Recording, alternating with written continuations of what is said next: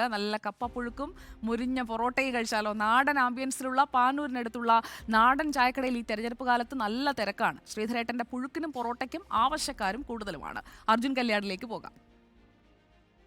Variety കോമ്പിനേഷനുകൾ തേടി ഇങ്ങനെ നാട്ടിൻപുറത്തു കൂടിയുടെ നടക്കുന്ന കാഴ്ചക്കടയിലാണ് ഒരു വെറൈറ്റി ഫുഡിൻ്റെ വിശേഷം നമ്മുടെ ശ്രദ്ധയിൽപ്പെടുന്നത്. കപ്പപ്പുഴുക്കും അതുപോലെ തന്നെ പൊറോട്ടയും.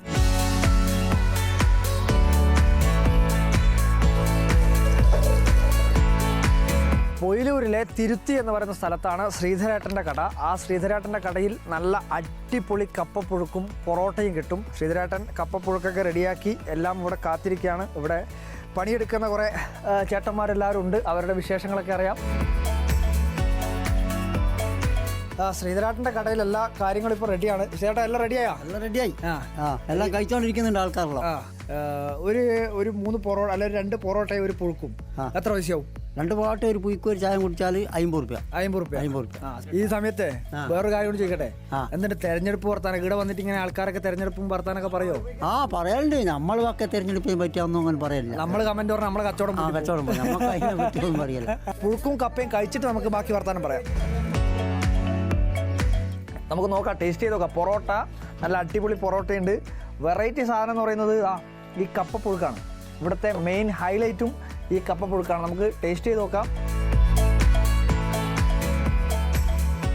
ഈ ചായ വർത്തമാനത്തിൻ്റെ മുമ്പ് ഇടയിൽ തെരഞ്ഞെടുപ്പിൻ്റെ സമയം കൂടി ആണല്ലോ. ഇതിപ്പോൾ നമ്മൾ വടകര മണ്ഡലത്തിലാണ്.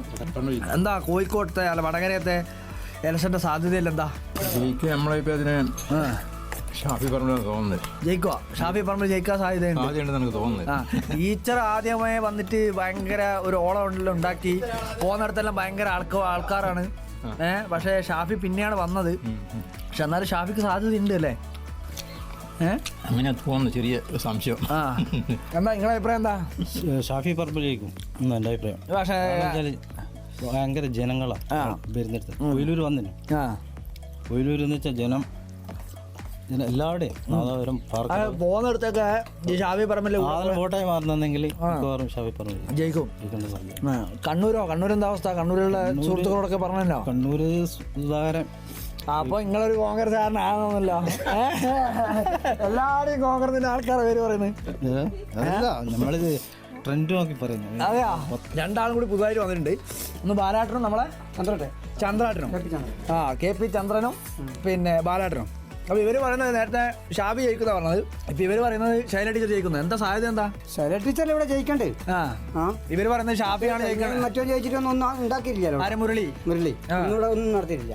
ശൈല ടീച്ചറിന്റെ അല്ലേ ആരോഗ്യമന്ത്രിയായിട്ട് എന്തെങ്കിലും ഇവിടെ നടത്തിയില്ലേ?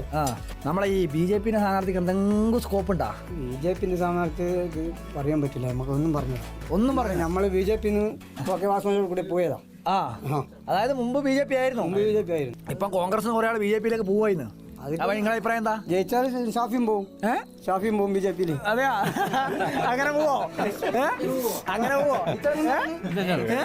നിങ്ങൾ ഈ ചങ്ങായിമാരൊക്കെ ഇങ്ങനെ അപ്പുറം രാഷ്ട്രീയം പറഞ്ഞിട്ട് ഇങ്ങനെ ഒച്ചപ്പാടുമ്പോഴാകോ? സൗഹൃദം മാത്രമാണ്. ഭയങ്കര സൗഹൃദം തന്നെയാണ് അല്ലേ? വോട്ട് എന്ന് പറഞ്ഞാൽ ജനങ്ങളുടെ കയ്യിലാണ് ഉള്ളത്. അപ്പോൾ ജയിക്കാൻ നോക്കലും സാധാരണയാണ്. ഒരു തോൽവി വരുമ്പോൾ ഒരു ജയം വരും. ഞങ്ങൾ തമ്മിൽ തല്ലേണ്ട കാര്യമൊന്നുമില്ല അല്ലേ? ആരോഗ്യപരമായ മത്സരം നടക്കണം അല്ലേ?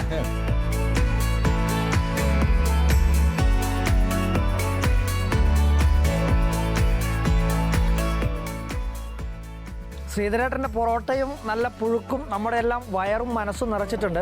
ഇനി ഇതുപോലെ ഈ തെരഞ്ഞെടുപ്പ് കാലത്ത് ആരുടെ മനസ്സാണ് നിറയുക, സ്ഥാനാർത്ഥികൾ ആരുടെ മനസ്സിൽ ഇടം നേടും എന്നറിയാനുള്ള കാത്തിരിപ്പാണ്. വീഡിയോ ജേർണലിസ്റ്റ് ലിമേഷ് റുബർഷിക്കൊപ്പം reporter Arjun Kalyan in Reporter, Kannur.